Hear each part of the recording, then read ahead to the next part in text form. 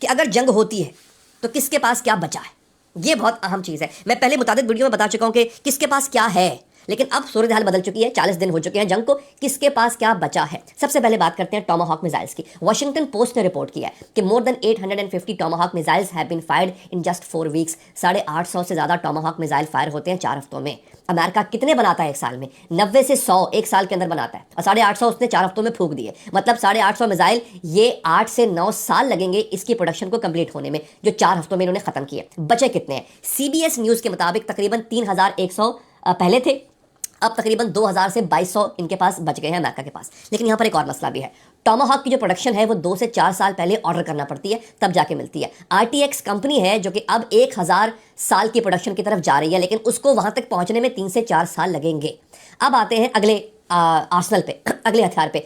JASSMER, इसको जैस्मर भी कहते हैं, जैस्मर मिसाइल्स। ब्लूमबर्ग ने 4 अप्रैल को रिपोर्ट किया था कि अमेरिका ने जंग जो है, यानी the US started the Iran war with 2300 JASSM ER globally, approximately 425 serviceable JASSM ER missiles remain world wide. America ने जो जंग है वो 2300 जैस्मर मिसाइलों के साथ शुरू की थी। अब जो है उसके पास सिर्फ 450 या 425 के करीब रह चुके हैं पूरी दुनिया में।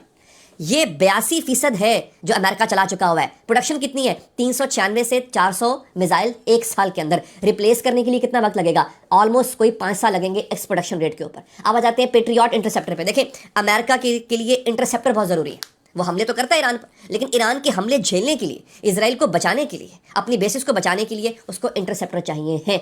पाइन इंस्टीट्यूट के मुताबिक पहले 16 दिनों में 40% थर्ड इंटरसेप्टर इस्तेमाल हो चुके हैं।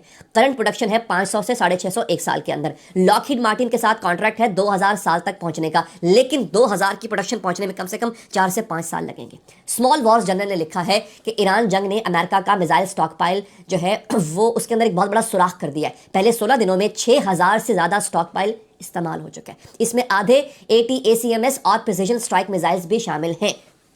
अब दोस्तों यहाँ पे एक और एनालिसिस, जो मतलब ये फैक्चुअल बेस्ड एनालिसिस है। CSIS के टॉम कराको ने एक बड़ा कमाल का एनालिसिस किया। वो कहते हैं कि every Tomahawk used against Iran is one less that could be employed in a conflict with China. हर वो टॉमाहॉक मिसाइल जो ईरान के खिलाफ चलाया जाता है वो कम हो जाता है उस स्टॉक पाइल में से, उस जखीरे में से जो चाइना के खिलाफ हमने इस्तेमाल करना था, क्योंकि चाइना के पास अभी सब कुछ बड़ा हुआ है।